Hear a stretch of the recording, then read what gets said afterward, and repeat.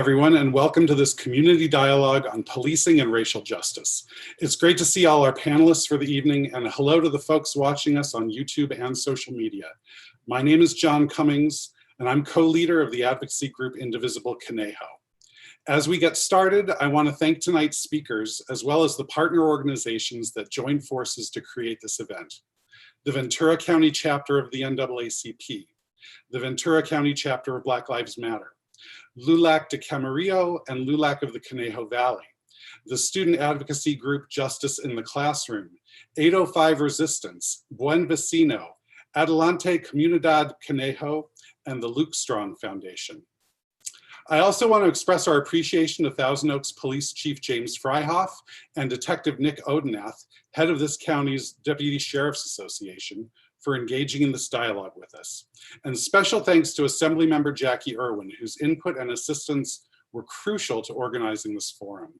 We hope the evening will prove both interesting and important, beginning an intentional process of dialogue between our community and law enforcement.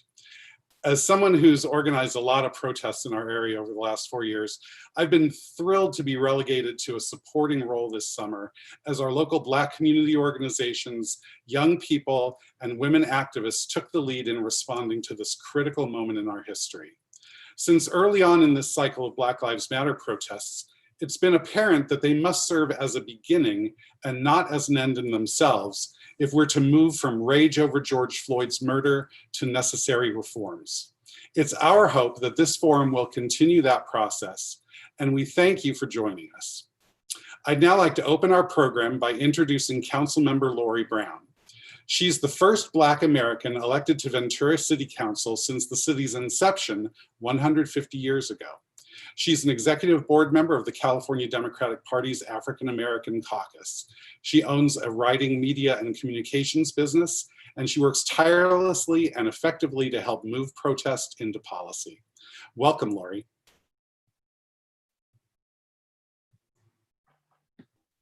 Thank you, Jonathan. Can everybody hear me? Thank you for all the great work that Indivisibles are doing in the community. And I appreciate everyone for taking the time out of your busy schedules in order to have this important conversation about exactly what we can do in Ventura County regarding racial justice. And what does that mean? That means when groups like Surge, Indivisibles, Black Lives Matter, DSA, the Diversity Collective, Cause, LULAC, when they are all collectively shouting, enough is enough, on behalf of Black people and people of color, we must do something. And tonight we're here for a dialogue because we're tired of watching our young and old Black men and women die on the streets by officers all over the country who have pretty much spoiled the bunch.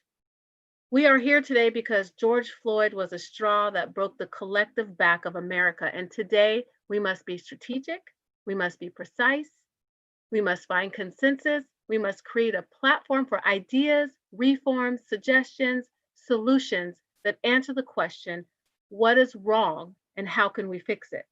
Right here in Ventura County. And the Ventura County Sheriff's Department is here today, and I want to thank them for being present. I want to tell you that personally, I could not watch the video of George Floyd because I have 3 young men who are now adults. And when I heard that that man cried out, I saw a still photo for his mother. All I can think of is one of my 3 boys' face being on that man crying out to me, and I just couldn't.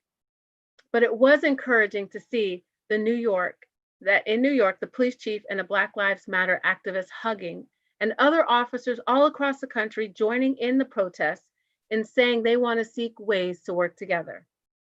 As an elected official of the city of Ventura, who was voted to represent the people, I campaigned in order to offer a balanced voice, fresh ideas, and be a voice for the voiceless. And recently, the city of Ventura unanimously passed a resolution declaring racism a public health issue, denouncing police brutality, and a renewed commitment to fighting implicit bias. And last night, we also voted to permanently remove a very controversial statue on public property in front of City Hall in a public park with the intent of relocating it to the Mission just a few blocks away. This is the first time the voices of Chumash people whose artifacts lay buried in the dust beneath our great city were finally heard by the decision makers. It takes courage to stand up and vote for something unpopular. But today we're here about racial injustice, and I just wanted to let you know that Thousand Oaks Police Chief James Fryhoff and the head of the county's Deputy Sheriff's Association, Nick Odenath, are listening to this forum and will offer responses to what they're going to hear today. And I want to thank you guys for being a part of the discussion because it's tough. It's a hard discussion. It's difficult to hear, and nobody has all the answers. This program includes 4 important dialogues: the reality of being Black in America as a person of color and a child, what it means to be an activist on the ground, how do we begin to deconstruct institutionalized racism through policy and in our public agencies, and a word from our state, county, and local officials. I'm going to lead us into the first 2 and then hand it over. So with that, I would like to go ahead and introduce Matt Bowden, and I hope I pronounced your name correctly. After he speaks, there will be LaShawn Aaron, and then Makia Foster. But first, let me go ahead and introduce him. Mike Bowden is an Oak Park resident and a co-founder of the Luke Strong Foundation, along with his wife, Stacy.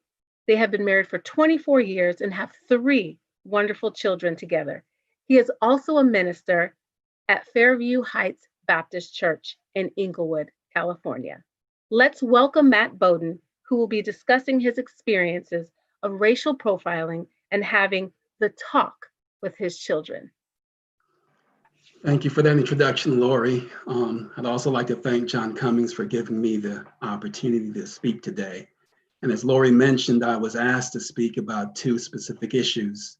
One, the racial profiling that I've experienced here in Ventura County, and 2, the talk that we as Black parents must have with our children. Now, concerning racial profiling, first and foremost, I must say that I've lived here in Ventura County for over 10 years, and the majority of the interactions I've had with the Ventura County Police Department has been largely positive. And that's in direct contrast to me growing up in South Central Los Angeles. And in addition to that, working in the city of Burbank for 25 years. And the majority of the interactions that I had with the police departments in both of those cities has been largely negative. So I commend the Ventura County Police Department for how they have conducted themselves specifically in relation to my experiences. And in addition to that, though, it doesn't absolve them of the fact that I have been racially profiled while living out here in Ventura County. And a specific example of it was a few years ago when I was driving southbound on Canaan, and I came to a stoplight, which was red. And on the opposite side of the street, there was a police officer who then made eye contact with me. And as soon as the light turned green and I moved forward, the police officer made a U-turn, got right behind me, followed me for about a mile, and then pulled me over. And I recognized that it was racial profiling because the same exact tactic has been used against me in the city of Burbank. I remember there in Burbank, at a red light, police officer on the opposite side, making eye contact with me. Then as soon as the light turns green, they do a U-turn, and of all the vehicles there, they pull right behind me, follow me for about a mile, and then pull me over. And in both of those instances, it was a very dehumanizing experience. I felt like a second-class citizen. I felt lesser than. And ultimately, I recognize it as a product of the systematic racism that's within the police department that I've experienced on multiple occasions and in different forms. And even though that's true, I'm happy to say that the majority of my experiences here in Ventura County has been largely positive. So I definitely commend the Ventura County Police Department for that. I even recently read an op-ed that was issued by Sheriff Ayub, and I hope I'm pronouncing his name correctly, within the Ventura County Star, which was produced about 3 weeks ago. And he came out and he condemned all racist police tactics. He came out and condemned all instances of excessive forces and said that if any officer engaged in it, that correctional procedures would be instituted. So I commend him for that, and I appreciate that as a resident of Ventura County. However, I also saw a statement that was made by PORAC, which is a federation in California that protects and serves police officers.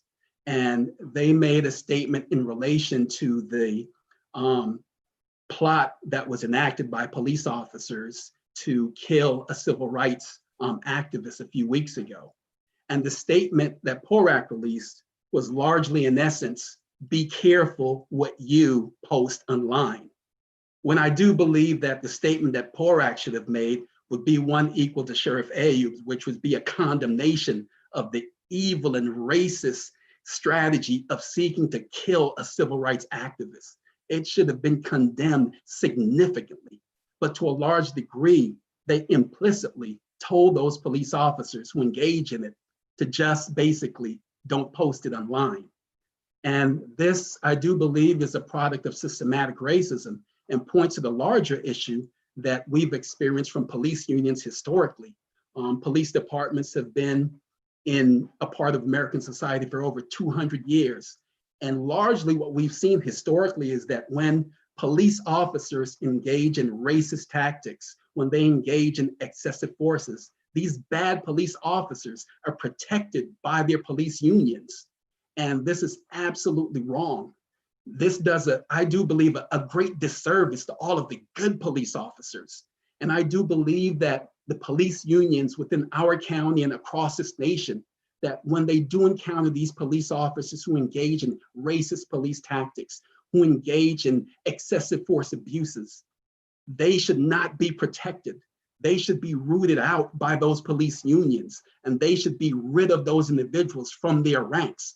Because when they do, as I said, they do a large disservice by shedding a negative light on all of the other good police officers. So I hope that police unions have the courage and the conviction to enter into a new age of rooting out and ridding their ranks of those bad police officers. Because when they haven't, it's allowed the systematic racism to continue within our country. And this is the reason why we as Black parents have had to have the talk with our children. And for those who don't know what the talk is, it's the historical conversation that we as Black parents have had to have with our children concerning the evil abuses of racism within our country. It's the conversation that we've had to have concerning police brutality and how our children should conduct themselves when they're in the presence of police officers. My dear wife has had countless conversations with our children on how to conduct themselves if they were ever pulled over by a police officer, to make sure that they keep their hands on the steering wheel and not make any sudden movements, because if they do, they could literally be killed. And these conversations have been extremely difficult for us. They've been very painful because to a large degree, we've had to have them with our children when they were very young ages. And to a certain degree, it takes away from their innocence. And so these conversations have been a great burden on us as Black parents and our entire race historically. But I do believe that we're at this point in time in history to where that burden should be shared with our white counterparts. That burden of having the talk should be shared with white parents also. So I encourage all of our white parents and all those parents of ethnicities who are not Black to have the talk with their children. And that talk should be the talk of recognizing that racism is real, that it still exists, and that it's wrong.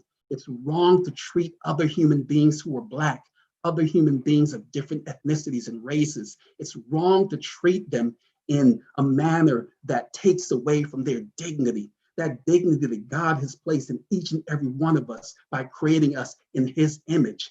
They should have that conversation and inform your children that every person, regardless of their race, their ethnicity, even if they're Black, they should be respected, they should be honored, and their culture should be celebrated the same way that you celebrate your culture. And this conversation, I do believe, should be had with children when they're young. I can't specify an age because I do believe that each parent should choose whatever that age is, but it should be had before they're young adults, because to a large degree, scientific studies have shown that even toddlers can learn how to stereotype individuals. So we can't wait for our young children to become young adults and to be educated at the high school level, because historically, our educational system has failed to teach them about the realities and the truth of racism. And therefore, the responsibility is with us as parents, it's with you as parents. So I encourage all of my white brothers and sisters who are parents and parents of different ethnicities who are not Black to have that talk with your children also, so that we can all raise children to become individuals who respect each other's dignity, who respect each other's races and cultures. And I do believe that we're at that point in time and in that season to where we're in a season of change. And it does fill me with great hope. And one example of that is the fact that about 3 weeks ago, we celebrated Juneteenth. And as we marched down Thousand Oaks Boulevard, I was holding up a sign that said, "End racism, respect the dignity of Black people." And it had a scriptural reference, Genesis 1:26 in it. And a white police officer walked over to me, gave me a pound and said, "I like your sign." And with that simple act, it gave me great hope that police officers could come to respect the dignity of Black people. It gave me great hope that white people as a whole could come to the point to honoring the dignity that is placed within each and every one of us. It gave me great hope that we as a nation of people could come to the point of recognizing that each and every one of us was made in the image of God. And because of that, we're all possessors of divine dignity. And each and every one of us should respect each other's races, ethnicities, and culture, such as that. Thank you very much.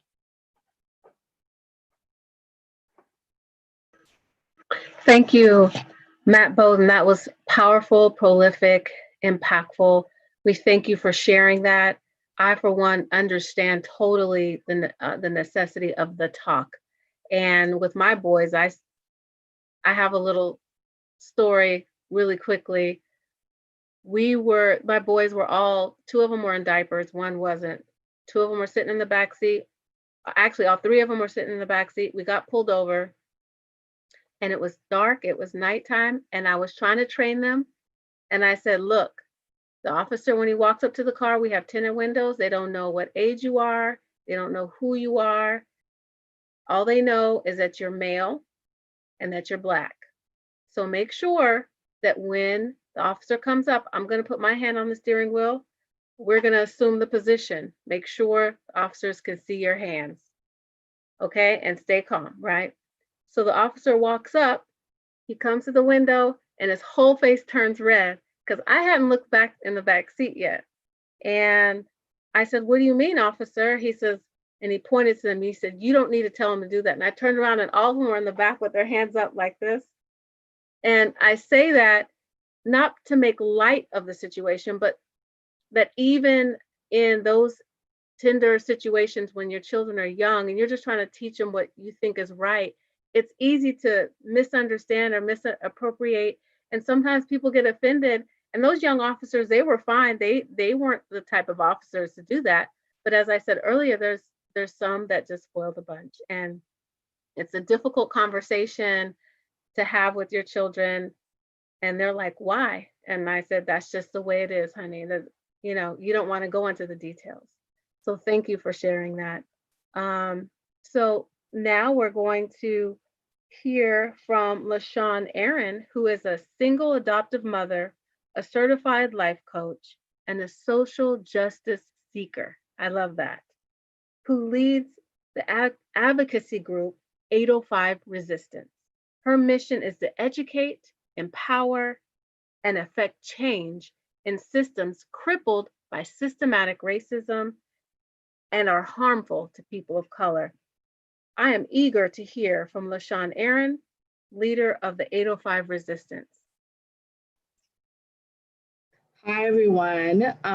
Thank you, John, for this opportunity. And Matt, your words were very just so powerful and things that I can completely relate to as a parent and as a person of color living in Thousand Oaks and just in America, period. So I want to say just sort of similar, my experiences have been the majority of them have been very positive here. We've lived in the Conejo Valley for 6 years. I lived out in Camarillo for 10, which is where most of my son's life was there. And then we moved here. I was born and raised in Oxnard. So I'm very familiar with what biases are and what policing should look like. And I'm also very familiar with police brutality and things that are just unacceptable behavior. So I'm gonna talk a little bit more about what mine and my son's experiences were. And the majority of the negative experiences unfortunately happened in school. And I'm going to, one of my passions is to eradicate the school to prison pipeline. So that's where a lot of it starts with our kids. So I'm going to sort of take you on a little journey and talk about how the biases with school and with the school faculty led to our experiences with negative experiences with the school resource officers and police. So we moved here. My son was in elementary and he attended Glenwood. Our first experience there within like the first 2 weeks was a faculty member, a teacher's aide, calling him Blackie. And he came home to me and he told me this, and I was in shock. I just could not believe that an adult said this to a kid. And I couldn't not believe him, but I also was just so in shock. It was just like, really, an adult said that to you? So that was one of our first major experiences with biases in the school system here. That was in elementary. That was dealt with by the district. Of course, I advocated. To my knowledge, the person was either fired or moved on somewhere else. I was never given a specific, but that was my assumption. So then we go to junior high. So I'm going to just give you guys a couple of examples. I need to also give you a little bit background on my son. So he's 17 now. This is incoming senior, but he has ADHD. He's a special needs student, so he has an IEP. So we've been down that process as well. Things are very, very different for children of color with IEPs, which is another huge problem in the school system. So with being in junior high here, obviously having an IEP at a case manager. Now, the case manager had been with us for many years, but I was still getting calls with really interesting things that they were pointing out to me that I really felt were some explicit, some implicit biases. So one of the major things I need to mention is my son loves to match. He's all about solids, okay? So he'll wear, white on white on white, red on red on red, that's just his thing. And at that point in time, he was really, really into his solid colors. So he wanted to wear a bandana that he had gotten from summer camp. And I said, you know what, sweetie, you can't wear that. It had scriptures on it, but I told him he couldn't wear it because I was afraid that he would get stereotyped as a gang member or, harmed because he was wearing a bandana. So one day, snuck past me, wore the bandana to school. I get a call, and that day he happened to be wearing all red, because like I said, he does that with his solids. And I get a call from the case manager asking me why he's wearing all red, sort of insinuating that he was a gang member. And I was so frustrated and so angry that would be the assumption for a young Black male in our school system, who decides to wear all one color and has a bandana on. And like I said, the bandana had scriptures on it, biblical scriptures, because we're a Christian family. And so that's what I told him. But I felt like, why should I have to explain that to you? Do you ask other students? And I knew other students were wearing them. And that was one of the reasons I had explained to my son, I'm sorry that these kids can wear these things, but you can't, and this is why. So it was very hurtful for him and for myself, but it was also an eye-opening for me that these are how these people are thinking about my kid. And me, as a parent, coming into IEPs, being knowledgeable, being a professional, having education, that didn't matter. They still were looking at my son as this type of person. Another thing that some people would see as benign or just weird, I thought it was weird. I couldn't believe they asked me this. I got a call. One of the teachers was concerned that my son was wearing different kinds of shoes during the week. Now, who gets asked that? You know, who gets asked why your kid has more than one pair of shoes? But that's what they were asking me, as if he was stealing shoes, as if I was stealing shoes. I don't know what the insinuation was, but I felt it was very inappropriate. And I also felt it was a reflection of racism and bias.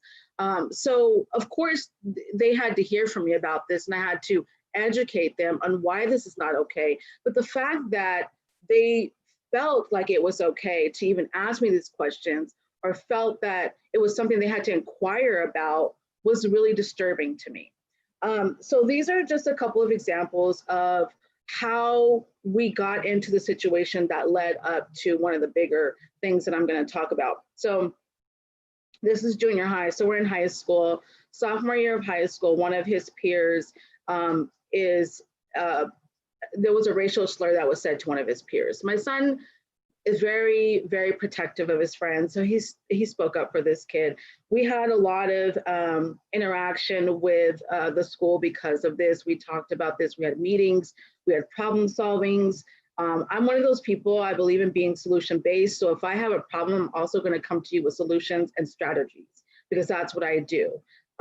So I came to the school with all these different things that we could do to help the situation. So that was a huge stressor. Now, the reason I had to share some of the background is because I want to just paint the picture of how stress, PTSD, how racism affects people, especially our children.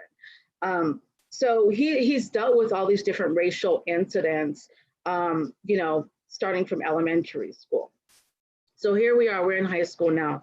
And that was his sophomore school year. So he started to become very agitated, not feeling protected, not feeling safe in the school environment. He was begging me to remove him from Westlake High School. And I was saying to him, let's stick this out. Let's see if we can make it work. You know, these are the things that I'm doing to make it better. You know, I was very vocal, and he knew that. I was also teaming up with a couple of other parents. So I felt like what I was doing was the right thing for him. Well, we get into our junior year. Now, at the beginning of junior year, he was dealing with an incident that happened over the summer, which I need to stop, and I want to give credit to our law enforcement. My son was actually attacked and robbed by a couple of his peers, and they responded very well to that. They treated him with compassion. They made sure his needs were met. They made sure that he knew that they were going to be looking for these people, all this stuff. So this happened over the summer before his junior year. So we get to our junior year, he's already very, you know, dysregulated, feeling uncomfortable, feeling not safe in the school environment. And he had to actually testify in court, like the second week of school. Now, all this is going on, and he's acting out in school. So I'm telling them that this stuff is happening. You know, I'm talking to his former case manager who had gotten a promotion. I'm talking to him, I'm saying, look, this is what's happening. This is why he is not his best self right now. We have a situation where he was accosted by two of his female peers. I'm fast forwarding a little bit because there's a lot of details in the story, but I want to get to the main point. So he was accosted by two of his peers for his medication. He takes Vyvanse. My son, being a person who's a people pleaser, a person who was already struggling, made a poor decision to give them each one of his pills. Doesn't sell drugs, never been involved in any incidents in regards to his medication. Clearly, it's a safety issue. Clearly, it's a case of not making good judgment, but there was no malice or intent to harm with what he did. Because of that, he was recommended for expulsion, which I did have to fight. But here comes where the SRO comes in, the school resource officer. The school sent the school resource officer to come and cite my son for a felony.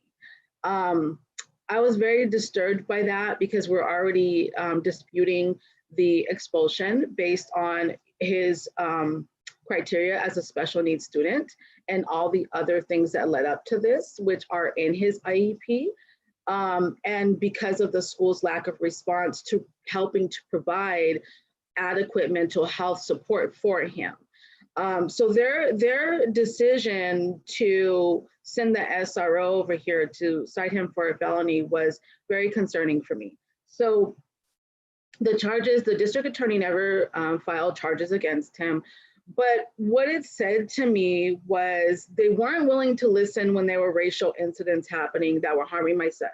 They weren't willing to listen when I was bringing them strategies and interventions. I gave them a whole agenda of bullet points that were pretty easy and low cost or no cost to implement. They weren't listening then.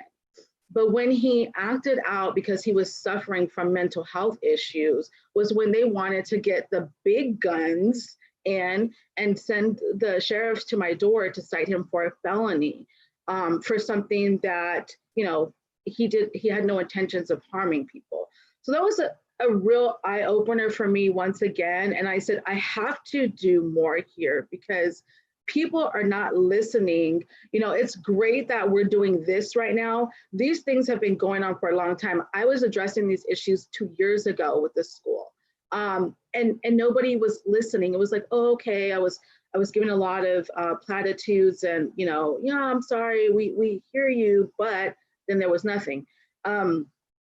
So I found out after speaking to the school resource officer that she didn't know my son was a special needs student. She didn't know he had gotten robbed over the summer. She didn't know he had to testify that week. She didn't know any of these major things, this major information that could have helped her to have a different way of dealing with this because the school was recommending this. Now, my personal theory is I was making a lot of noise and asking them to make a lot of changes, and this was their opportunity to push my son out.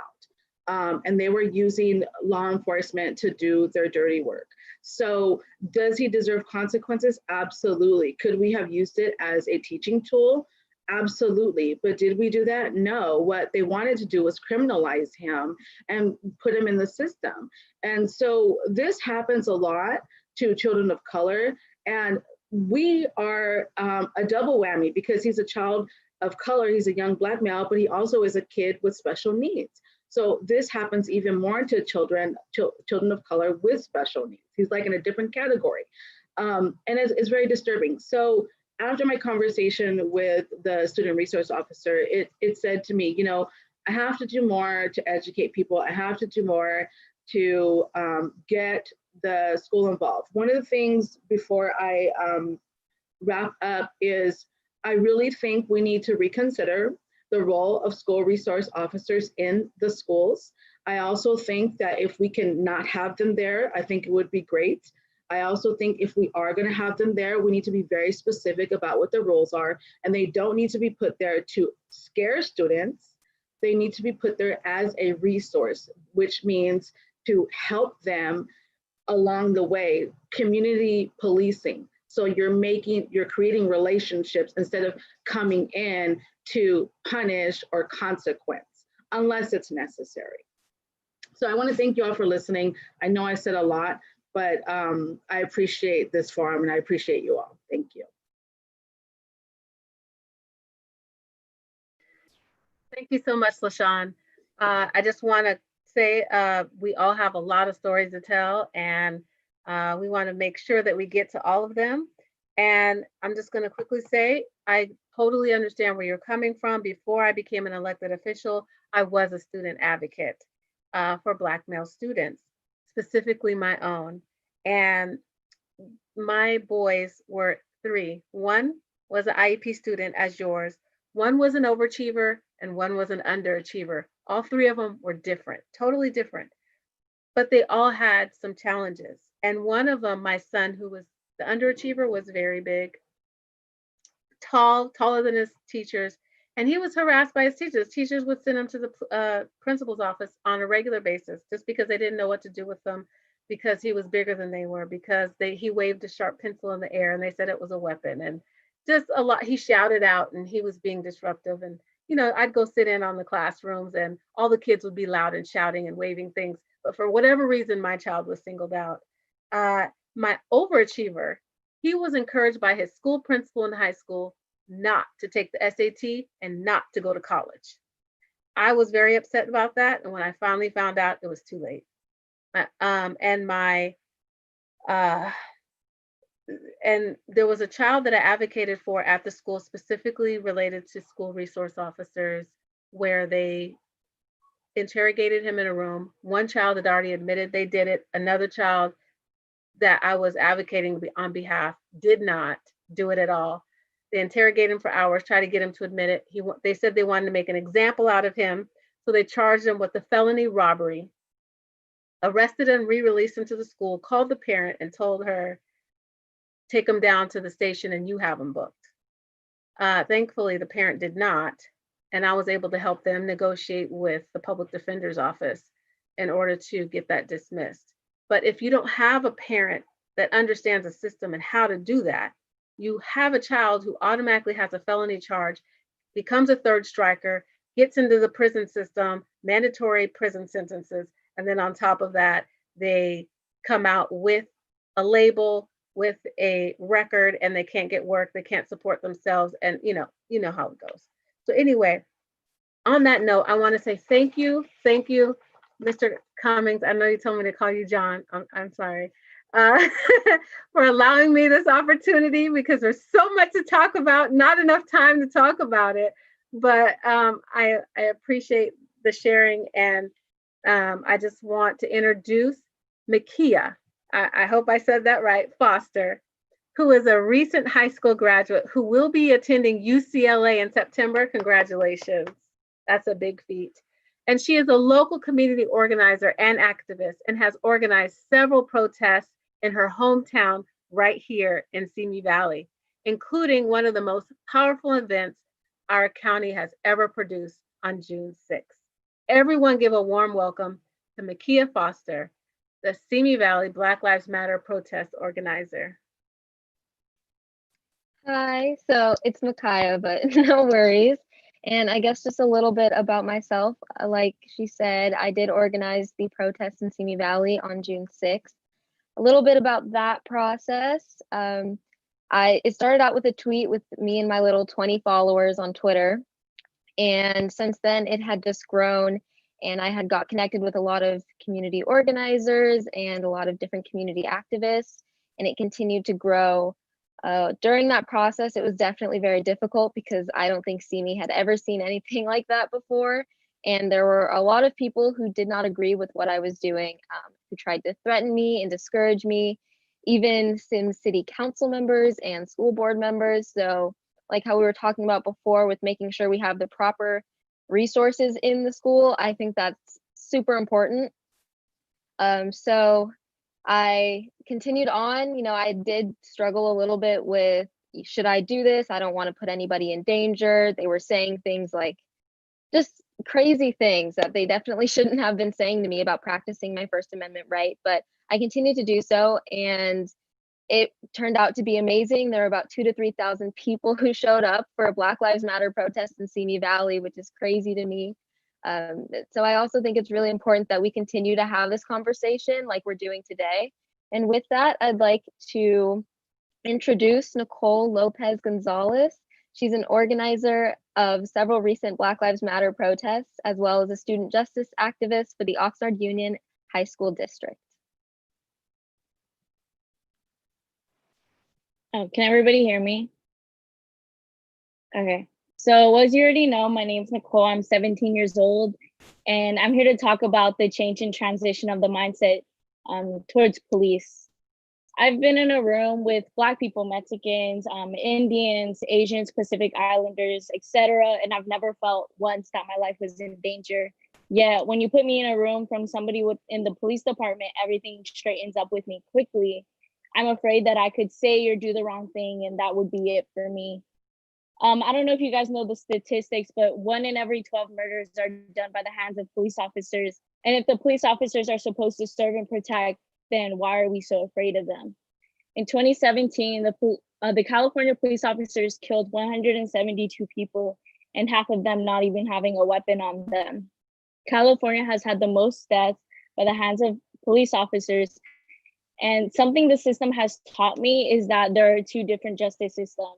There's a white system that includes if you're committed of a crime, even if you have a weapon, you're given a warning or you're handled with care. But if you're part of the same justice system as I am because of the color of my skin, it feels more like shoot now and ask questions later. Megan Hockaday was killed by the Oxnard Police Department within 20 seconds of entering her home. Alfonso Limon held both of his hands up in solidarity, saying, "Don't shoot," and yet he was shot 16 times by, again, the Oxnard Police Department.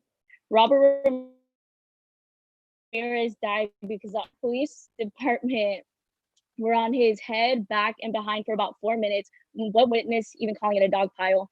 All this while this was happening, Mr. Ramirez, he didn't resist, he didn't kick, he didn't fight back, but instead he kept pleading that he could not breathe. Michael Mahoney was a person who had a mental illness, and the Oxnard Police Department knew this. And so when Michael Mahoney was holding a gun to his head, instead of trying to de-escalate the situation, the OPD shot him dead. And the excuse the OPD used in the death of Michael Mahoney is that they were afraid for their lives. But then I have to ask you, if you are afraid for your life, then you have no business putting your life on the line as a police officer. And I say their names because they deserve to be heard, and every single one of them. And we can't call this another accident or a failure to comply with their training, but rather this is murder, and it's time we stop walking around that word. One of the schools in the Oxnard Union High School District placed Officer Pedro Rodriguez to be a school resource officer at Pacifica High School. Yet he was involved with the deaths of both Alfonso Limon and Robert Ramirez, because putting a murderer to work with kids is always okay as long as he has a shiny badge and a blue uniform. If these are the types of resource officers you are trying to send to protect our children, then you're not doing a very good job at it. California used to have an old policy in the 1800s in which a police officer could get away with murder simply by saying that his or her life was in danger. There were no standards, and this old law gave the police the ability to give any absurd excuse for killing people. And luckily, we have the SB 1421 that prevents that. That new law says no more to all that. There are bills that allow the district attorney to file criminal charges against a police officer. Sheriff Deputy Nick Oden is here, and I'm sure I'd like to ask you to comment on this later. But since our last sheriff didn't support it, would you be willing to advocate for a sheriff civilian oversight commission? And I don't want to hear that we already have one, but the thing is we have a committee. We don't have a commission. And the sheriffs get to handpick and choose who is involved. But not only that, but let's be honest, if they choose who's involved, they're probably not going to say anything. And there's a reason why we don't hear from them. Speaking more into the subject, I'd like to ask Sheriff Deputy Nick Oden to also talk about his stance on the SB 1421. And if you don't know what the SB 1421 is, it requires total transparency from the police departments. This means that California has the right to know whether and how the department investigates and holds officers accountable if they use deadly force. It holds officers accountable for those who plant evidence as well as those who sexually assault civilians. So if I'm not mistaken, Sheriff Oden, you're a part of the Ventura County Deputy Sheriff's Association, and you're actually president of it last time I checked. So I just wanted to put out there that the panel should know, and everybody watching should know, that the Ventura County Sheriff's Association tried blocking the bill, which leads me to believe that they don't want transparency. So I ask, what are you trying to hide and who are you protecting? Because as far as I'm concerned, you protect everybody with a badge and not the community. And I'd also like to get your stance on the AB 392. The bill AB 392, better known as the California Act to Save Lives, comes to account when police officers commit homicides, hence the people who are supposed to serve and protect the community are violating an individual's Fourth Amendment right. The bill will redefine the circumstances under in which the event that a police officer commits a homicide, it is decided whether or not it was justifiable. And I know I've been talking about a lot of bills, but there's another one I'd like to inform everybody about, and that would be the SB 54. Now, this bill ensures that no state and local resources are used to assist federal immigration enforcements that include our schools, our hospitals, and our courthouses would be safe for everybody in our community.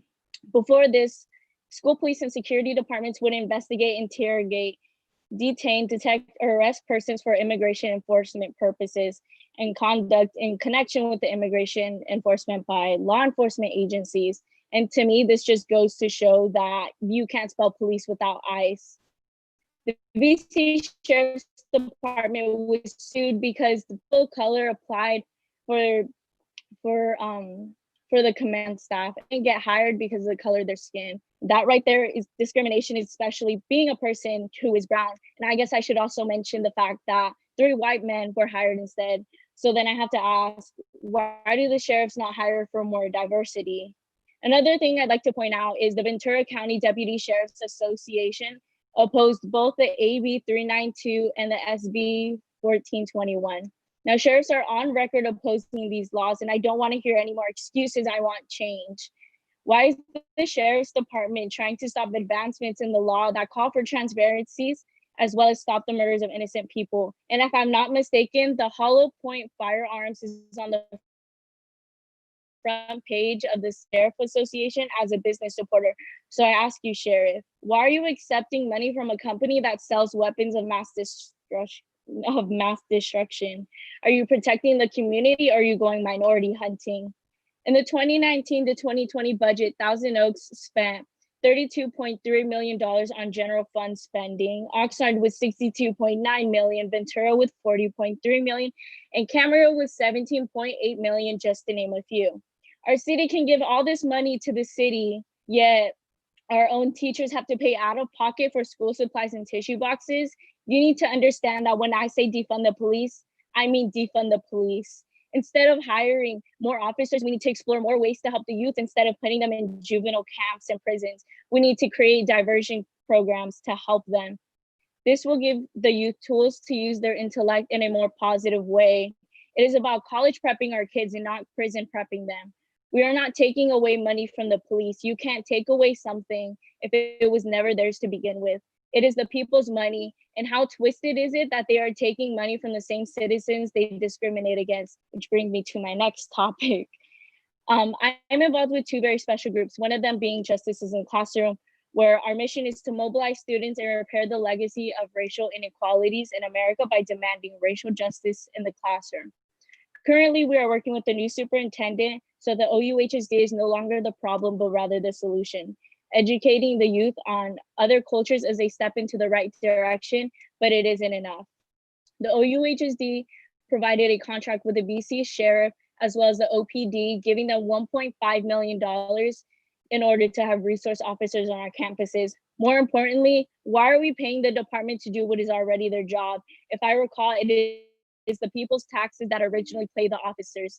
So essentially, this is a business, but the police department isn't a business. It's supposed to be a service. And by the look of it, that service is failing.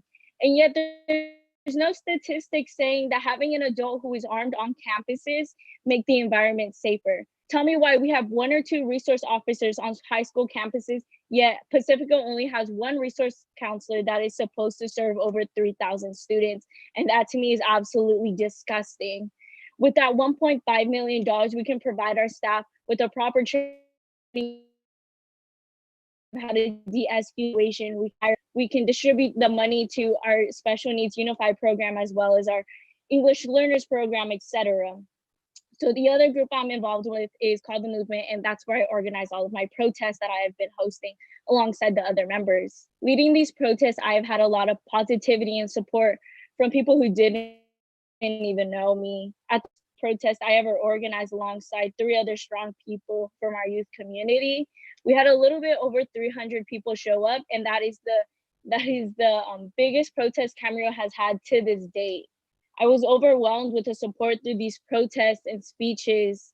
And through that, I have grown in audience as well as created relationships with people I see lasting for a very long time. The positivity has also brought a lot of negativity through full adults screaming in my face that I'm not a Christian. I have been called slurs like wetback. I have had people point their middle fingers at me. I have had people scream the harshest words that probably aren't the most appropriate to say, as well as gotten death threats and rape threats on my social media accounts. But I promise you that I won't stay quiet on the matter. There's a huge community wanting to keep the statues and the Confederate flags, and they look at me as a little brown girl who won't shut up. And in the biggest way, they're right. I won't shut up, and I promise not to stay quiet and advocate until my very last breath for equity. I'd like to end this by leaving you with these things to think about. Why is it that our sheriffs in Ventura County refuse to comply with laws that prevent sheriff deputies from committing crimes against the community? The modern police departments throughout the United States have been changing to take a more proactive role within the communities, and they are serving with the goal of building a trust within their community relations. However, the Sheriff's Association in Ventura County have only fought back and opposed the legislations that strengthens a better relationship with the community. I'm not sure if anybody saw this, but the VC Sheriff's 4th of July post, there was a picture of people holding a flag that say Police Lives Matter. And all I have to say is, blue lives don't exist. You can take off your badge, but I sure as heck can't take off this color brown. You parade around saying blue lives matter and all lives matter, but your actions say otherwise, and it's all public records. You parade around saying all lives matter, but what you don't understand is that is the equivalent of the founding fathers writing all men are created equal while owning slaves. Thank you. Thank you so much, Nicole. You're a very strong, outspoken young lady, and I'm honestly so excited to see what more you do in the future. And if you guys would like to follow Nicole or me for anything else we do, I definitely encourage you guys to follow Justice in the Classroom and the other organization she said she was involved with. We do work to make sure we include more diversity in education, which is so, so important. And next, I'm going to introduce Max Myers. He's 19 and has lived in Thousand Oaks for most of his life. He's currently studying environmental studies at UCSB, and his advocacy for Black Lives Matter has become famous over last month, thanks in part to a video camera and a number of vandals. Thank you, Micaiah. Hi, everybody. Thank you so much for having me on this call. Thank you, Chief Fryoff, Detective Odenath, for being on the call with Open Ears as well. So all I can do today is just kind of talk about my experiences over the past couple months and then kind of reflect on them a little bit. But so basically this all started a month and a half, 2 months ago. I put up a BLM poster on the fence next to my house. So basically it borders Westlake Boulevard. It's on our property though. And you know, just for clarification, it's there legally. It follows all the civil codes related to signage. And honestly, 2 years back, we had a sign there for the first responders after the fires that didn't comply with said civil codes. That was too big. And we left it up there for a few weeks. It was never touched, complained about, or vandalized in any way. So just before I really get into it, I want to clarify that this isn't anything to do with the presence of the sign. It's all about the content of the sign. That is what made people upset. So basically what happened, we had the sign up for 2 days and it was taken down. So my dad and I installed some security cameras and put it back up. And our buddy Craig came by and took it down that very next night. We got him on camera and we decided, look, he brought back the first sign that he stole as well. So he kind of just fessed up to both. And we have him on camera, so might as well call the police and report it. And the officer who responded, in her words, not mine, she said she'd been in law enforcement a long time and that man is never going to get in trouble. So from the very beginning, we were a little bit discouraged about the whole thing. And probably a week passed, some more people vandalized the sign, took it down, cut it, and then we put it back up every time. And then our second friend, Jeffrey, he came by with his buddy Greg in their business truck for Future Turf. They came by with a truck that had Greg's personal phone number on it and decided to spray paint an A over the B, signifying all lives matter. So this one, we thought, look, he literally gave us his phone number. The least we can do is report this one as well. The same officer came by, and at this point, it was almost like she called him, and he was clearly didn't have any regret about it. Him and both the guy who did it and the guy in the passenger seat were both pretty proud of it. If they saw it as them doing something illegal, then it was at least doing something illegal to fight for what they thought was right. And the officer didn't really correct that. She said, look, we can report this as well, but the most we can do, as in the last time, is tell them not to do it again. And so she did, but you know, the whole time taking the report, at that point, it was like I was the annoying kid who wouldn't shut up. And it's like I was sort of the problem in the situation, not anybody else. And so that, I think, is one of the main things I learned about policing here and in general throughout this whole thing, is like, it's not, obviously not all cops are terrible people. It's just a culture that they fall victim to. Like if this officer who came by both times had her way, she probably would have done something more about it, but it's like she knows that there's nothing she can do. She has no agency to speak up when she sees something being done incorrectly. And so time went on, and eventually probably a week later is when it came to your guys' attention. It wasn't really because any specific incident of vandalism. It was when the local paper, the Acorn, asked you guys for a statement and sent you video of most of the people doing it, including Craig and Darren, affectionately known as Hunting Knife Guy in the Myers household, because he came by with his hunting knife and cut down our sign on 2 separate occasions. And so both of those guys happened to work for the county in some capacity. And so basically the next morning after the Acorn asked you guys for statements, I had detectives calling me basically every day, asking for videos, asking for my account of it, asking for the context of everything.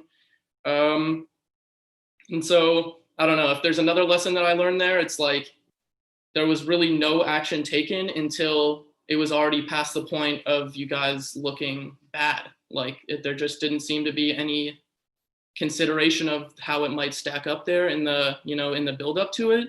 But then once it happened, Craig resigned from his post. Mr. Darren, he's on paid administrative leave right now, but all 3 of them were cited with misdemeanor vandalism. And that's 3 of the at least 8 people who came by and felt it necessary to cut, tear, spray paint my sign over the course of a month. So in my honest opinion, it kind of feels like performative justice that you guys did on the back end. It's like you're gonna punish the people who are most connected to you and release a press release about it, but then from then on, it's like, what other effort are you taking? And so I guess to finish this up, I'm just gonna, like, I want everybody to just think about where we are right now, like on a Zoom call, quarantined, and everything is probably about to shut back down again. And it's like, when you think about it, it's because people with the power to make change don't understand and concede when they're wrong. And it's like, this whole time, wrongdoings were done, and then even the reparations that you guys tried to make at the very end was just like, you know, just kind of throwing a Band-Aid on a bullet wound and trying to forget about it. So I just hope you guys are here today. I'm glad you guys are here today, but I hope that you really take into consideration what the other panelists are saying. My example is obviously really, really soft, I guess, but it's like, at the same time, you guys have to find this within your own departments and root it out. Thank you. Thank you, Max. And honestly, I wouldn't say your example is soft at all. I think your story is a perfect example of why we need to be holding our officials and our police officers accountable, because things like this, they shouldn't be allowed to just happen until it comes out and then they try to make themselves look better. Similarly, when I was organizing my protest and the council member who tried to discourage me from continuing organizing it, he actually leaked my full name and the email that I had sent him on his Facebook. And he not only is a council member in Simi Valley, he's also the mayor pro tem and works for the LAPD. And none of his positions, nothing has happened to him at all for what he did. So it is so, so important that we hold our officials accountable, because they aren't going to be the ones to hold themselves accountable. And they have shown us this over and over and over again. So again, thank you, Max. And now I'm going to introduce John Graham. He's a global employer brand and culture leader at Amgen. He's helped global communities create inclusive cultures and attract talent all over the world. He earned his BS in African Studies and Master's in Education from Lincoln University, the nation's first degree granting HBCU. Let's go. He now leverages his certifications in diversity and inclusion from Yale School of Management to help bring about systemic change for Black talent in corporate America. Thank you so much, Micaiah. Thank you, John, and thank you to all the panelists so far this evening. Amazing stories. I resonate completely with a lot of the stories, especially the talk. Matt, thank you for sharing that. We've recently had to have the talk as well with my 9-year-old son and my 7-year-old daughter, which we knew was inevitable, but we thought we had more time, obviously. As Micaiah mentioned, I lead global employer brand and culture marketing. So my job is to attract talent to companies. But tonight I'm going to switch gears a bit, and I have the pleasure of introducing Austin W. as well as Rabia Rahman. And in just a moment, we'll bring them on. But I wanted to start by reading just a couple of opening remarks to set the tone. The birth and development of the American police can be traced to a multitude of historical, legal, and political economic conditions dating back to as early as 1704. The institution of slavery and the control of minorities, however, were two of the more formidable historic features of American society shaping early policing. Slave patrols and night watchers, which later became modern police departments, were both designed to control the behaviors of minorities. So just a couple of factoids. I'm a student of history. So in 1866, there were nearly 5 million newly freed Black people who were released into society with no safety net, no education, and no viable means of sustaining themselves. Quickly thereafter, the 13th Amendment, which was the first legislative measure designed specifically for Black people, it was more specifically designed to abolish slavery. The amendment reads, and I quote, "Neither slavery nor involuntary servitude, except as a punishment for crime, whereof the party shall have been duly convicted, shall exist within the United States or any place subject to their jurisdiction," end quote. That one little clause in this piece of legislation, specific to Black folks, except as a punishment for crime, has shaped the criminal justice system, or the criminalization of Black folks since the end of slavery. The 13th Amendment has, whether unwittingly or wittingly, created a source of free labor that was guaranteed as long as you had a criminal labor source. And so with everything from the Black codes to the slave codes to Jim Crow, to segregation in the South and so forth, young boys, young women, young girls, young men were criminalized and deemed wards of the state, and therefore sources of free and continued labor. Some additional context for you. With 2.5 million people incarcerated in America, almost 40% are Black. Approximately $6 billion of excess Department of Defense property was transferred to the U.S. law enforcement agencies between 1990 and 2017. And so as we move into the conversation of militarization of police, there's a direct connection to not only the prison industrial complex, but also the prison pipeline. Under the 1033 program, items from laptops to assault rifles have been passed from the military to the police. And these fall into two categories: controlled items like drones or helicopters, and uncontrolled items like office furniture and tools. As of 2018, a RAND analysis found that the value of all excess Department of Defense items held by law enforcement agencies across the US stood at nearly $2 billion. At this point in time, what I'd like to do is introduce Austin W., who's going to demystify the conversation around defunding the police. Austin's a lifelong resident of Ventura County and an unwavering opponent of white supremacy. He's the organizer of Black Lives Matter Ventura County. With him, seated beside him, is Sarah Aspel, a researcher on defunding the police and an active member of Black Lives Matter Ventura County. It's an honor and a pleasure to introduce both of them. Austin and Sarah, the floor is yours. Thank you very much. Can I be seen and heard? All right. Yes, you may.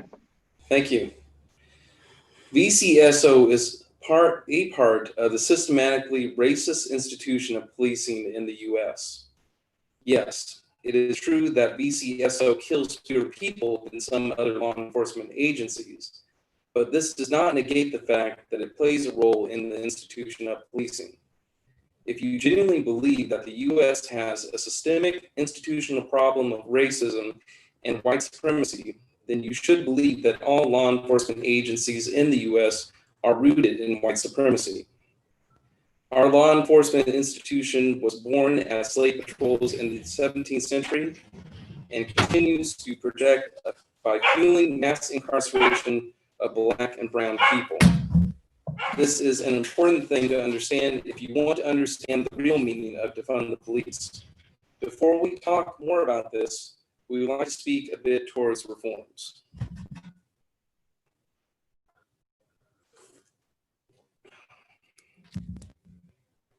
Some reforms, like limiting use of force, are short-term harm mitigation strategies that can be implemented as soon as a new policy is written.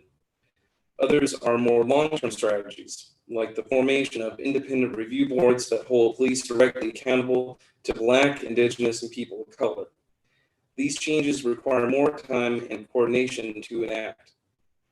Another parallel project aimed at reducing police interactions with the public can include decriminalizing activities that don't threaten public safety.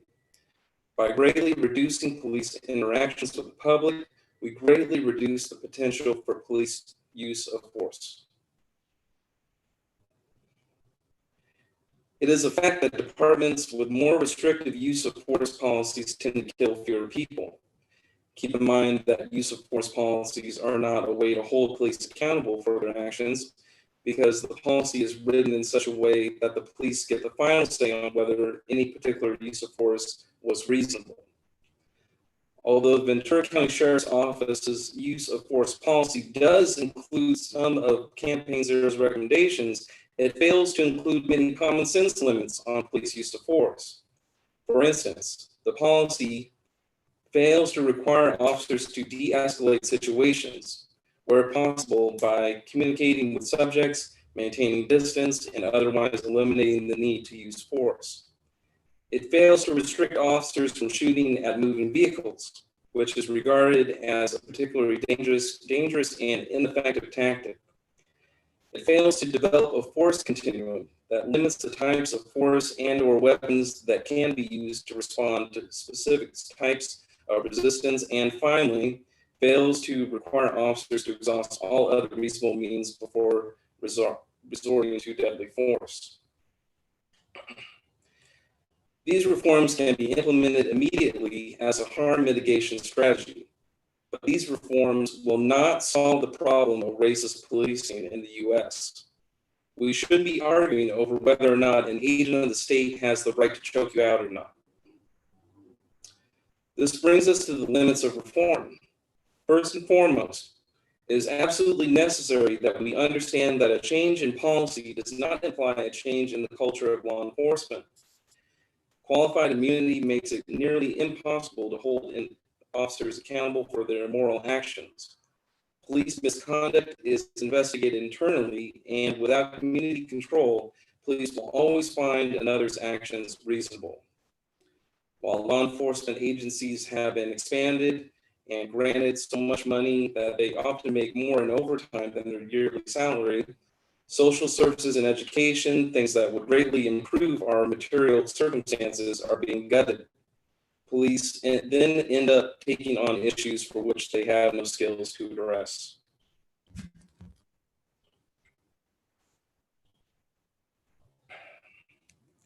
Here's a quote from the Movement for Black Lives. Specific reforms are insufficient and too narrow in scope to make a meaningful difference. If piecemeal reforms worked, they would have worked by now. Current forms of policing are outdated and dangerous. Our only hope for the system we need is to reinvest in a shared vision of community safety, infrastructure, and recovery that does not rely on the police. Let me repeat that. Our only hope for the system we need is to reinvest in a shared vision of community safety, infrastructure, and recovery that does not rely on the police.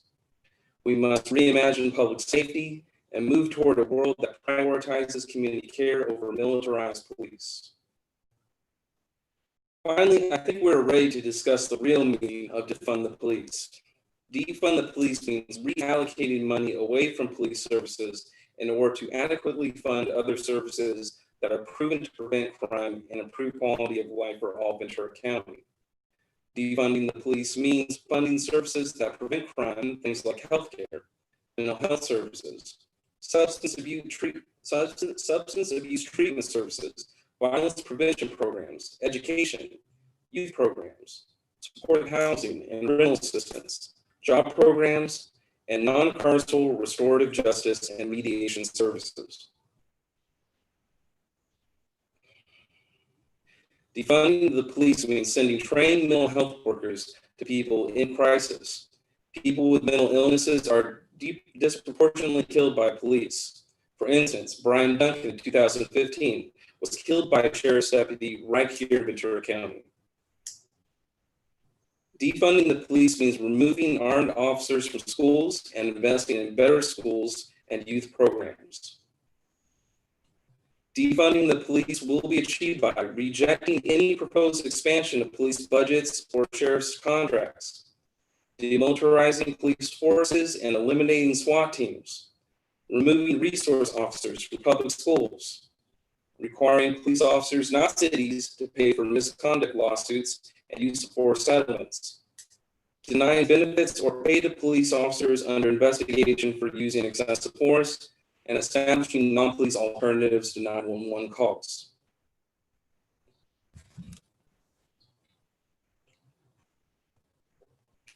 Defunding the police is the beginning of a process toward the abolition of policing. Abolishing the police does not mean abolishing public safety. This means reimagining police safety without police, because police do not keep us safe. They protect private property and respond to crime after it has already occurred, and they terrorize Black, Brown, and Indigenous communities through over-policing, violence, cyclical incarceration, and collaboration with mitigation control agencies like ICE. If these conversations are to continue, and we want them to, they must be done on our terms, not the city's terms, and definitely not on police terms. Black Lives Matter.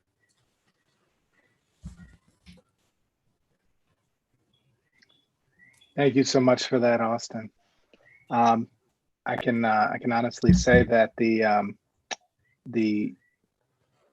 movement of funds to services that support the community, that build the community, is something I think everybody could get their heads around and put support behind. Very interested to hear, our responses from the chief of police, and as well as Mr. Odneth as well, Detective Odneth. Our next speaker, Rabia Rahman, is a local attorney. She's the vice president of Black Lawyers of Ventura County, and she serves on the board of the Social Justice Fund for Ventura County. Tonight, she's going to be sharing with us how we need to expand the conversation beyond the police and also into other sectors of public life, but going beyond law enforcement.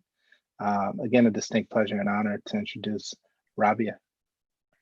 Well, thank you. Can everybody hear me? Am I good to go? Okay, thank you. Sound good. And thank you to Indivisible for hosting this forum and this conversation, and for having me present here tonight. So listening to all of the incredible speakers who have gone before me serves as a reminder that history is not only in the past, it is also the present. It was James Baldwin who said, "Not everything faced can be changed, but nothing can be changed if it is not faced." We must acknowledge that we have all been sold the lie of white supremacy. We must confront and reevaluate everything we thought we knew and challenge our own thought process so that we may unlearn a collective conditioning of white supremacy and anti-Blackness. We must also acknowledge America's foundational values grounded in white supremacy, and we must acknowledge and understand that we cannot understand our American political culture without placing race directly at the center of it. When we look at the violent and brutal images of police brutality and excessive use of force applied to Black and brown bodies, it is clear, yes, those individuals need to be held accountable for their unlawful conduct. And yes, Black people and communities of color are over-policed, and current police culture is problematic. And yes, policing tactics and employment policies need to be reformed. When I witnessed Officer Derek Chauvin for 8 minutes and 46 seconds brutally and violently murdered George Floyd, when I watched the freedom by which he so casually and nonchalantly engaged in this modern lynching, I saw it as an indictment on a nation that has historically and systematically devalued Black lives and failed to reckon with the original sins of genocide of the indigenous people and the enslavement of Black bodies. We are living in a society that has criminalized poverty, it has criminalized mental illness, it has criminalized adolescent angst, and it has denied access to education. This society has given Derek Chauvin and others like him license to move through this world and engage in this criminal conduct targeting Black bodies, indigenous people, and people of color with impunity. I do not personally believe an individual can simultaneously hold the belief that police lives matter while opposing the reallocation of resources to vulnerable populations into vulnerable communities and to vulnerable populations. If we continue to demand law enforcement enforce unjust laws that criminalize homelessness, mental illness, and poverty, and if they continue to over-police historically oppressed communities of color, society is complicit in placing their lives in danger. This is not only a law enforcement issue. If we limit our focus to law enforcement and systems of policing and fail to address the broader issue of systemic racism and oppression, we will be here again, having this exact same conversation. And I am encouraged by this next generation of leaders. We must do right by them, and we must leave this world in a better position than the one that my generation has inherited. I am here today because I do not want the words of Dr. Martin Luther King and of Malcolm X and of James Baldwin to still be as applicable in 20 years as they are today. And I'm here, and by being here tonight, all of you, every participant is helping Ventura County take the steps, the necessary first steps of acknowledging that we as a community have a problem. And we must also acknowledge that Ventura County is so perfectly segregated. This is by design. It is not a mere happenstance. So where do we go from here? That's why I'm here. Black Lawyers of Ventura County has issued a statement regarding the killing of unarmed Black people. We have invited local law enforcement, elected officials, community leaders, and stakeholders to join our efforts to address these difficult issues head on. First, we are calling for the County of Ventura County Board of Supervisors to declare racism a public health crisis. And as we heard tonight, the city of Ventura has already made this declaration, as well, I believe, Oxnard. So it is in line with what we need to do and the direction we need to take as a county.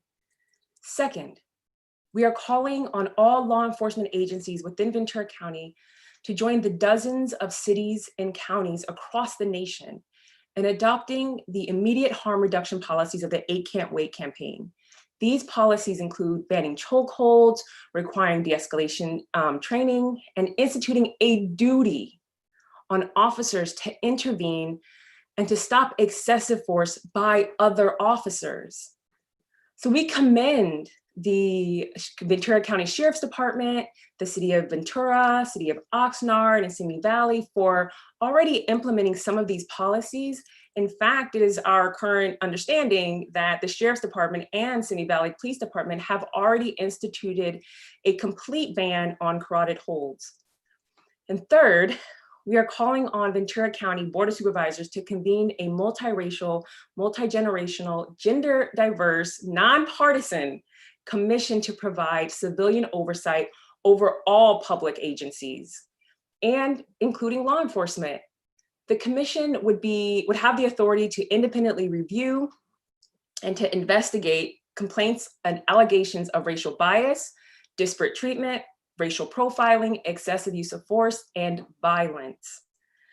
The commission's review and approval will be required for all department policies, including hiring practices and training requirements, and the commission will report directly to the Board of Supervisors and publish biannual reports of their findings. Fourth, we are calling on all school districts within Ventura County to incorporate Black history into their required American history curriculum. The material must cover, among other things, pre-slavery, slavery, the civil rights and the Civil War, and Reconstruction, redlining policies, Jim Crow and civil rights movement, and it must also demonstrate how historical inequities continue to persist today. This policy will affirm the very real fact that is all too often forgotten, that Black history is American history. Fifth, we are calling on all local, state, and national legislative bodies to create a mandatory reporting protocol, which will result in an independent investigation every time there is a police-involved shooting of an unarmed Black person, or when a Black person is shot in the back by law enforcement. And finally, while I understand that this forum is specifically dedicated to the Black experience and addressing anti-Blackness, I would be remiss if I did not take the opportunity to call on Ventura County officials to reckon with the systematic oppression of our Latino brothers and sisters working in the agricultural industry. I propose that the Board of Supervisors convene a Truth and Reconciliation Commission to address the historical mistreatment and subjugation of local farm workers for a clear and undeniable illustration of industry, government, and law enforcement working in concert to suppress brown bodies. I encourage you all to read the 1975 California Supreme Court case arising out of Ventura County called Safer v. Superior Court. When we reckon with this troubling history and bring truth to light, we will begin to make better resource allocation decisions. I have a strong affinity for the promise of this country, and I have devoted myself to building a society in which that promise may be realized for all those who share this space. I truly believe that when you know better, you do better. Now that ignorance is no longer an excuse, we as a community must do better. And before I conclude tonight, I really want to commend the Sheriff's Department and the Deputies Association for being here and participating in these conversations. In order to effectuate change, we have to be working with people who care. By being here, you are demonstrating not only that you care, but you are willing to engage in these difficult and nuanced conversations. These conversations can be messy, and you will make mistakes, but they are necessary for us to heal and to move forward as a community. Thank you, Indivisible, for hosting this event, and thank you very much for having me. Thank you so much, Rabia. I can, your statement about unconscious bias and biases, right? And I think one of the most beneficial training mechanisms that we could see implemented in law enforcement is unconscious bias training as a mandate at the academy level and ongoing to ensure that we're mitigating not biases, because you can't get rid of those, right? But at least mitigating the acting on those behaviors or those biases, which can be problematic. And I believe that the Sheriff Ayub is working with a company called BiasSync, or at least in discussion to bring that about. So thank you again. At this point, I would like to introduce our next speaker, Assembly Member Jackie Irwin. Assembly Member Irwin has represented the 44th State Assembly District, which includes much of Ventura County, since 2015. She was first elected to the Thousand Oaks City Council in 2004 and served 2 terms as the city's mayor. Assembly Member Irwin, the floor is yours. Thank you so much. I think you're on mute.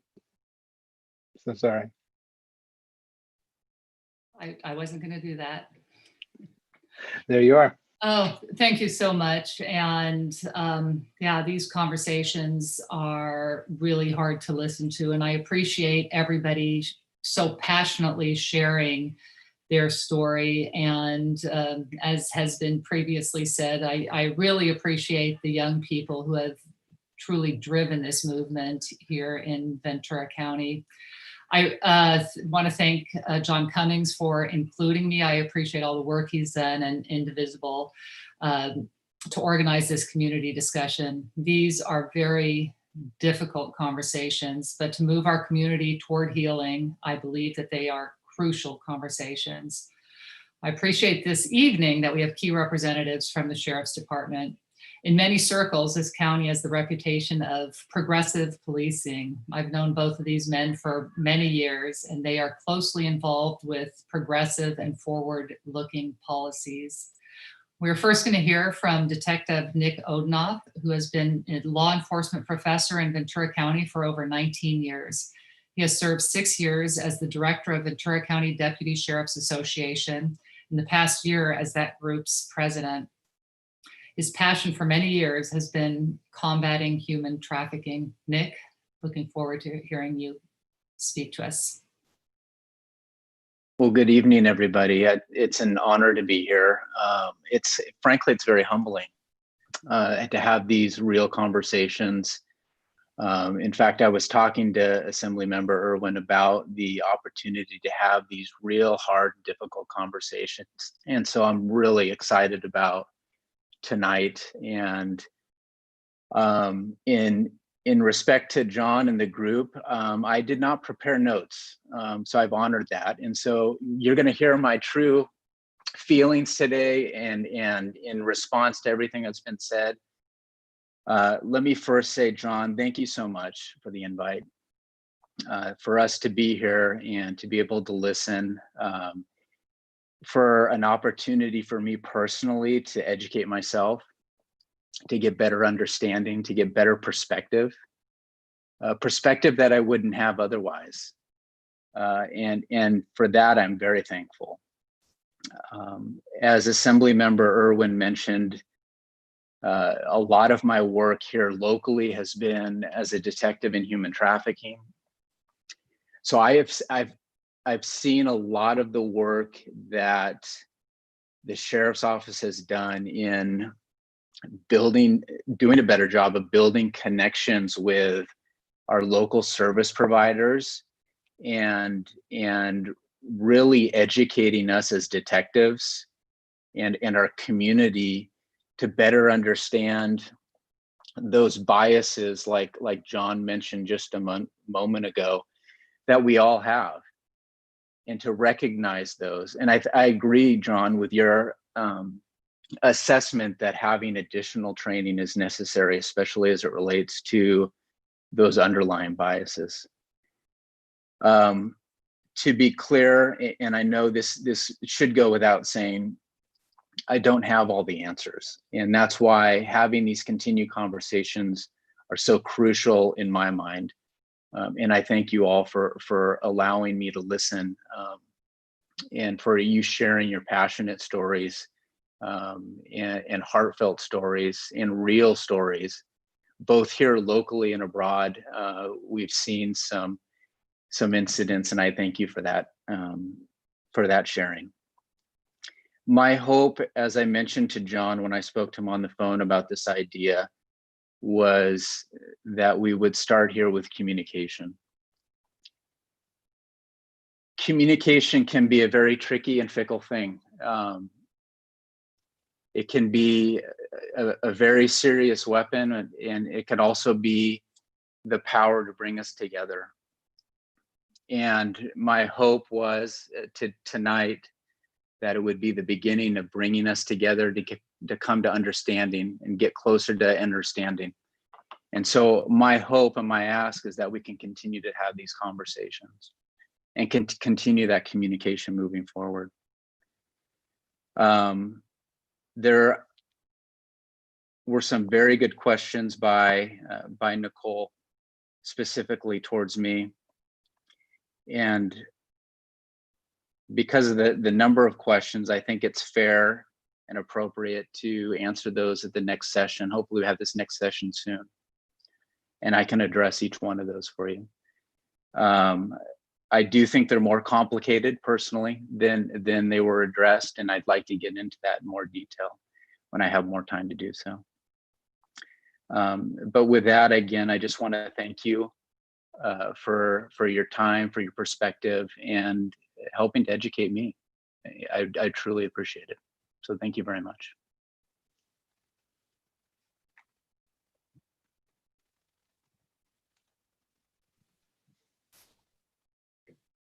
Thank you, Nick. And finally, we have Commander James Freihoff. He is a 29-year veteran of Ventura County Sheriff's Office. His past responsibilities have included detention services, patrol, special enforcement, investigations, and crime prevention.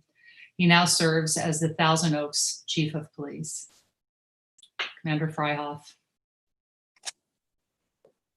Thank you very much, Assemblymember Irwin, for the introduction.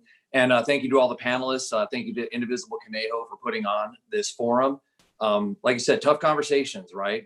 One of the things that has me really excited about this is with 29 years of experience and a lot of years left to go, that I'm going to be well suited to help move this organization forward, continuing down the path of, as Assemblymember Irwin had mentioned, a very progressive agency in a county that expects it. We have high demands, and we demand very much of our employees, and we hold them accountable. Obviously, there were some issues that were brought up by Max that we can't get into because they're personnel matters, but I can say personally that I was disappointed, and then some. For us, that which we tolerate is what we condone. Well, we do not tolerate it. The moment we were made aware, or certainly that I was made aware, that we took action. As far as the other speakers, I hear you. And like Nick had said, this is the beginning of many conversations that we're going to have, but it doesn't start until we begin. So this is day one of hopefully many meetings with groups, so we can get the perspective that we need to hear, so we can do a better job of being your public safety agency. I think that the Sheriff's Office and Sheriff AU in particular prides himself on having what we consider to be a public safety agency rather than a policing agency. In line with a lot of programs that we've instituted here in our county. I know certainly a lot that I've had my hand in here in Thousand Oaks in particular, with a Stand Proud program, which was aimed at our middle school to help them learn how to treat each other respectfully. And that was in conjunction with the counselors that we had, and it was funded through the Thousand Oaks Police Charitable Foundation in conjunction with the Canal Valley Unified School District. Currently, we have our Safe Passage program, which provides resources to our most at-risk population here in Thousand Oaks, including making sure that they had Wi-Fi available for them in their respective housing areas, so that they would not lose out on the educational opportunities. We had money that was donated to provide Chromebooks for all those students as well, so they could have after-school activities with counselors from both the school district as well as the Canale Rec and Park District.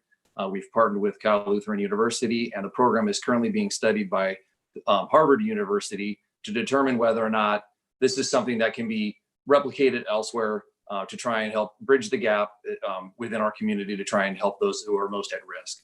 I did take a lot of notes during the presentation, so I'm going to try and address a few of them. I talked about that, what you tolerate, you condone. And the sheriff did come out with his op-ed, as John had mentioned, strongly condemning the actions of racism. There is no place in our world for racism, and there certainly will not be tolerated within this organization. There was not one officer that I have talked to that saw what happened to George Floyd that thought it was even remotely acceptable. I know our sheriff condemned it, as did I. It was a complete abuse of authority, and he was rightfully charged. I pray that we never see anything like that here locally. To Matt, the talk, right? That it's an important talk to have, and believe it or not, I have that conversation with people that I talk to just from a law enforcement perspective.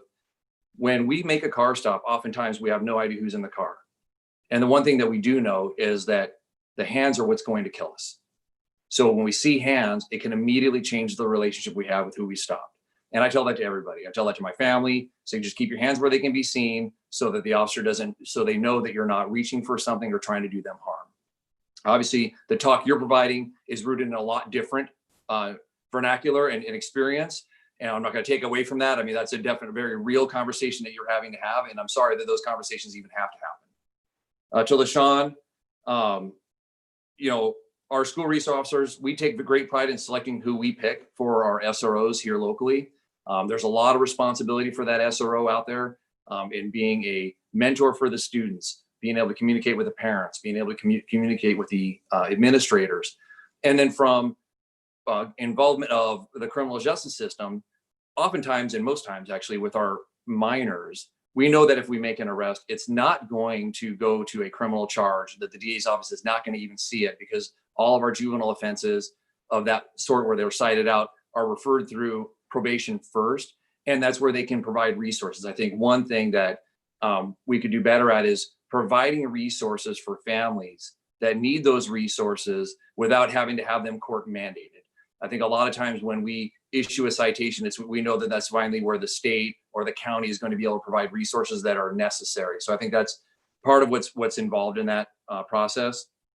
To Nicole, great questions, right? And we talk a little bit about funding. Our SROs here in Thousand Oaks are 100% paid for by the city and not the school district, which is unusual. Most of our school districts have some kind of a co-op where they're sharing the cost with the cities, but in Thousand Oaks, since the beginning of our SRO program in 2007, the city has funded the 3 SROs that we have. And like I said, we take great pride in picking ones that we know are going to represent the agency well and work as that community partner and that public safety person rather than policing a school. They're there to be a resource. They're there to help advise, and they're there to help make sure people do feel safe, contrary to what we definitely have heard and definitely need to work on.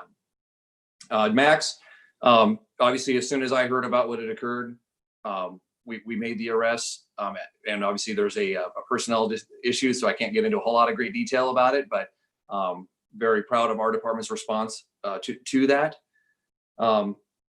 For Austin, the 8 can't wait.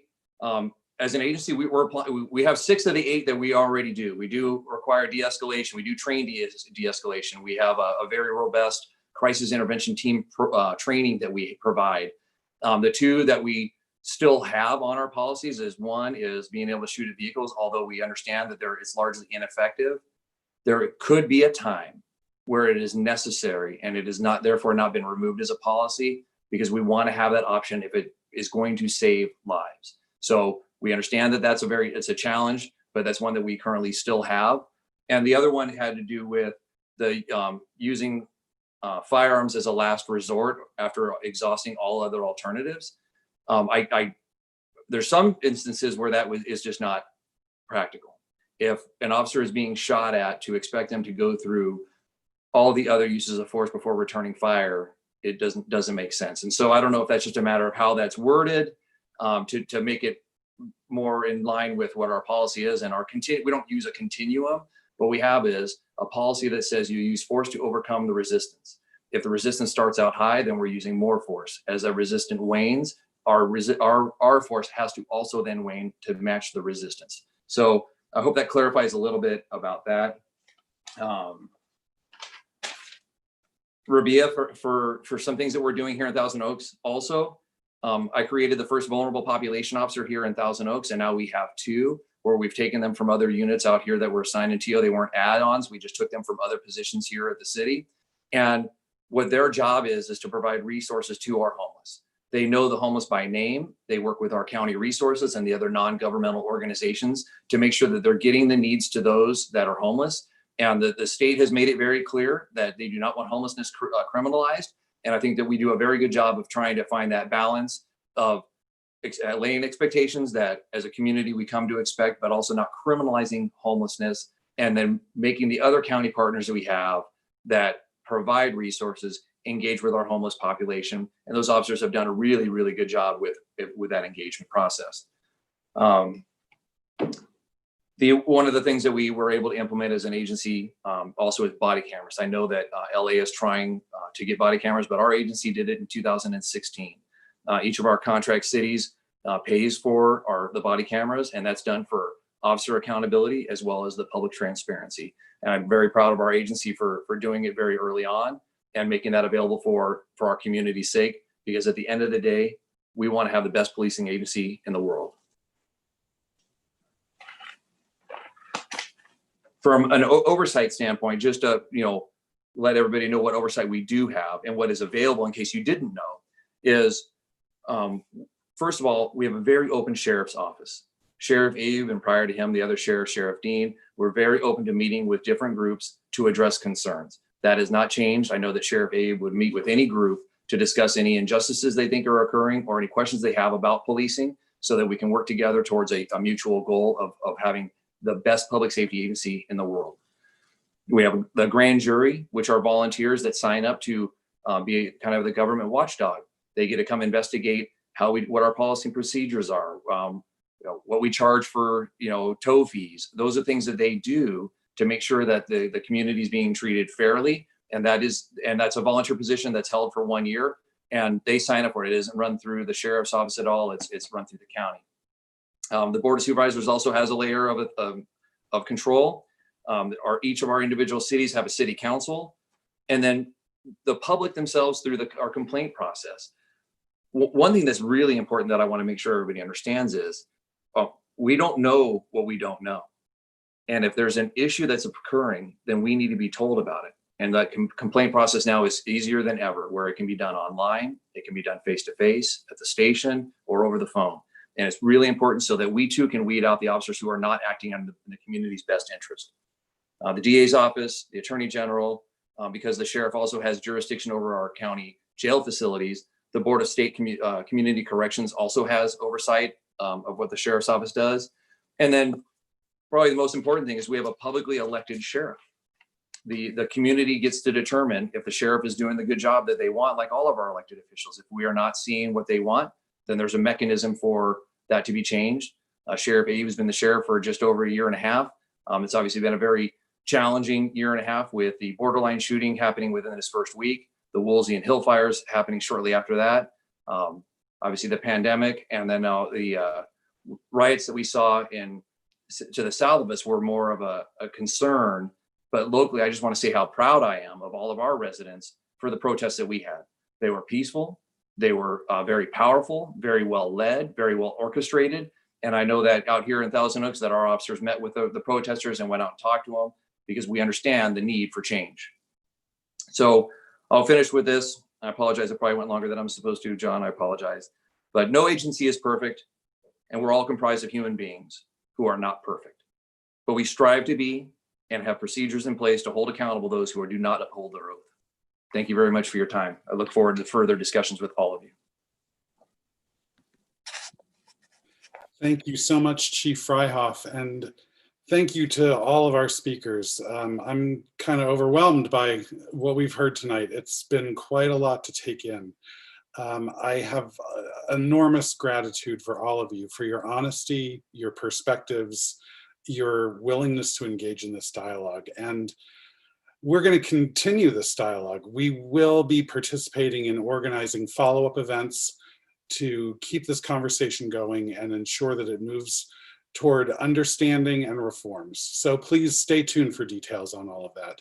Before we go, I want to make a quick shout out to Shauna Robinson. She was supposed to participate tonight. She led our Juneteenth event, but she has a family member in the hospital with COVID. So back to merging the two enormous issues of this year. Anyway, thank you all again. Thank you to everyone who's tuning in, whether it is in real time or after the fact. We appreciate you.